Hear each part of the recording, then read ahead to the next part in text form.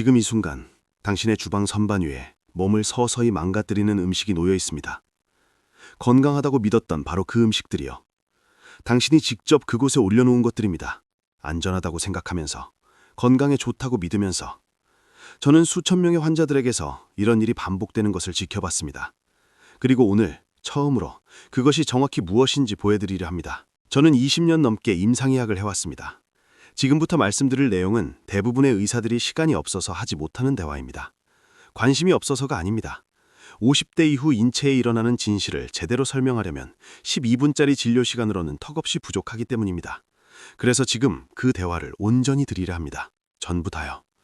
이 영상이 끝날 때쯤이면 여러분은 주방을 절대 예전과 같은 눈으로 보지 못하게 될 것입니다. 모든 것을 바꾸는 것이 바로 여기 있습니다. 50대가 넘으면 몸이 단순히 느려지는 것이 아닙니다. 몸 전체의 내부 화학작용이 바뀝니다. 간에서 생성되는 효소들이 다르게 작동하기 시작합니다. 인슐린 감수성, 즉 혈당을 조절하는 몸의 능력이 저하되기 시작합니다.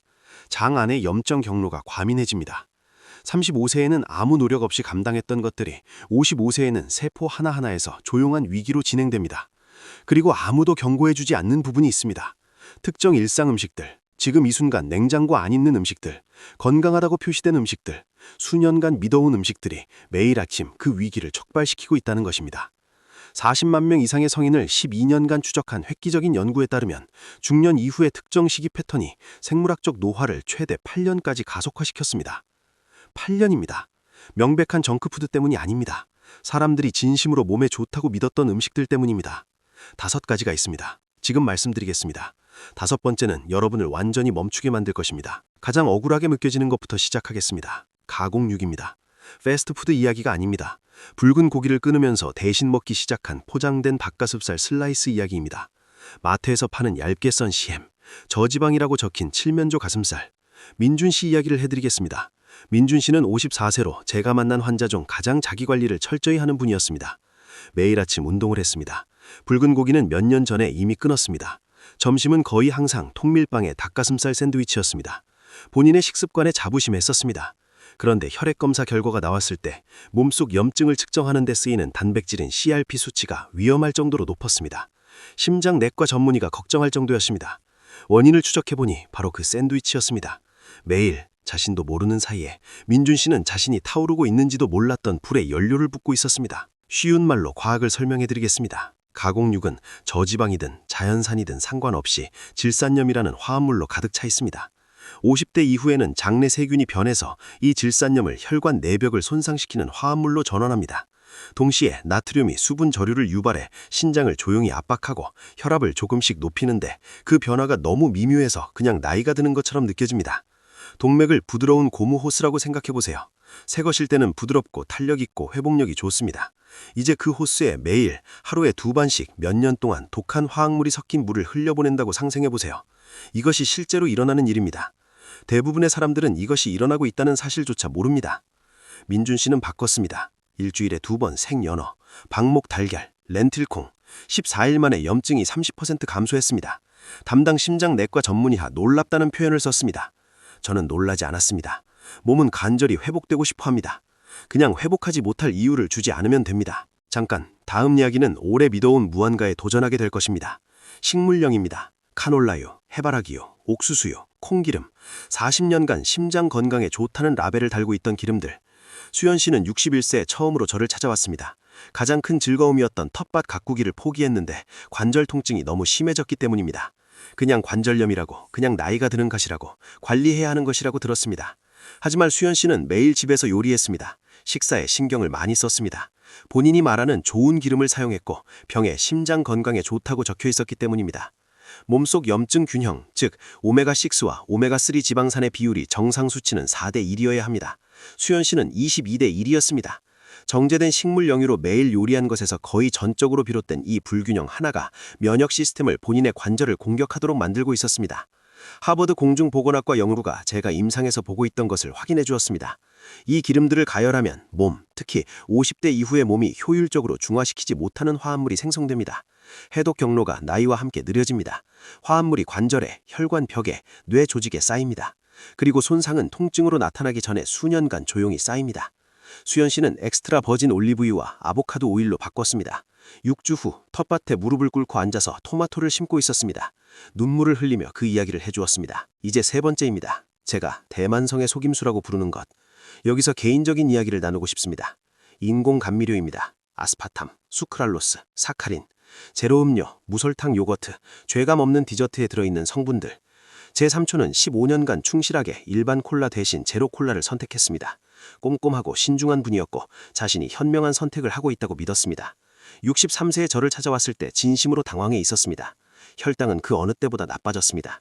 수년간의 노력에도 불구하고 복부 지방은 빠지지 않았습니다. 자신의 노력에 배신당한 느낌이었습니다. 바이츠만 센트럴 사이언스 스쿨의 연구가 제가 50대 이후에 모든 환자를 상담하는 방식을 근본적으로 바꾼 무언가를 밝혀냈습니다. 인공 감미료는 정말로 도움이 되지 않을 뿐만 아니라 포도당 조절을 방해하는 방식으로 장 내 세균을 재프로그래밍합니다. 장이 실제 당이 있는 것처럼 췌장에 신호를 보냅니다. 어쨌든 인슐린이 분비됩니다. 하지만 처리할 것이 없습니다. 시간이 지나면 민감성이 무너집니다. 몸은 더 적극적으로 지방을 저장합니다. 특히 복부 주위로. 왜냐하면 하루 종일 뒤엉킨 호르몬 신호를 받고 있기 때문입니다. 이미 자연적 압박하에 있는 인슐린 조절이 50대 이후의 누군가에게는 이것은 사소한 불편함이 아닙니다. 서서히 진행되는 메타볼릭 붕괴입니다. 적은 양의 생꿀로 바꾸세요. 순수 메이플 시럽을 아껴서. 아니면 단순히 입맛이 단맛에 덜 적응하도록 허용하세요. 3주가 걸립니다. 수년간 여러분에게 불리하게 작용했을지도 모르는 것을 되돌리기 시작하는데 3주면 됩니다. 네 번째는 제 진료실에서 가장 많은 논쟁을 불러오기 때문에 정확하게 말씀드리겠습니다. 과도한 유제품 섭취입니다. 특히 대부분의 사람들이 두 번 생각하지 않고 섭취하는 고도로 살균 처리된 상업용 유제품, 아침 커피에 넣는 우유, 오후 스낵으로 먹는 치즈, 살아있는 유산균이 거의 없는 살균 처리된 요거트. 50대 이후에는 대부분의 성인이 유제품을 처리하는 효소 락타아제가 상당히 감소합니다. 30대에는 아무 문제가 없었던 사람들도 제가 조용한 불내성이라고 부르는 것을 개발하기 시작합니다. 증상은 무시하기 쉽습니다. 식사 후에 무거움, 왔다 갔다 하는 복부 팽만, 오후 2시쯤 찾아오는 뇌안개, 결코 깊지 않은 수면. 태양 씨는 58세로 머리가 맑고 활발했지만 항상 머리가 흐릿한 것에 진심으로 당황해 있었습니다. 식단은 대부분의 기준으로 훌륭했습니다.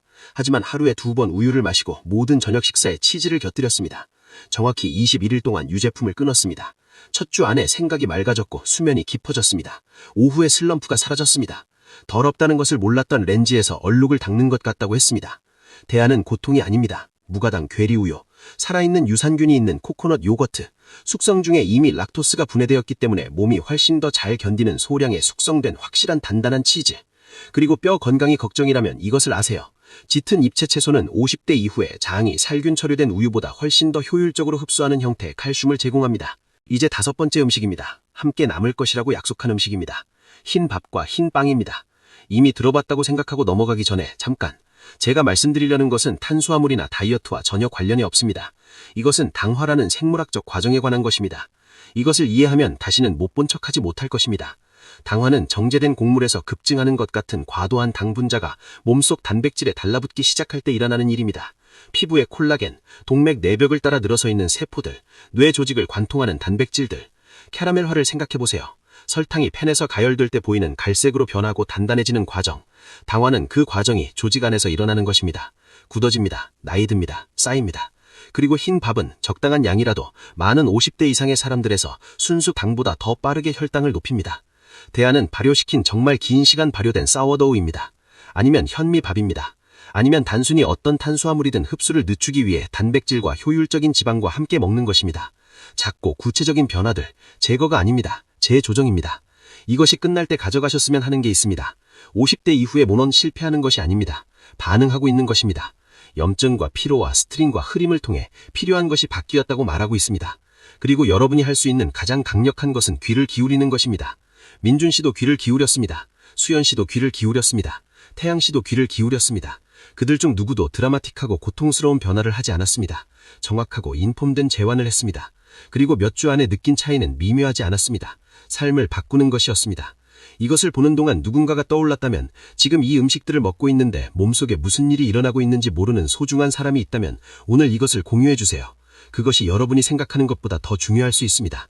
그리고 더 깊이 들어가고 싶다면 앞으로의 세월을 위해 심장, 브레인, 에너지를 보호하기 위해 50대 이후에 정확히 무엇을 먹어야 하는지 알고 싶다면 댓글로 남겨주세요. 하나하나 다 읽을 것입니다. 그것이 제가 여기 있는 이유이기 때문입니다.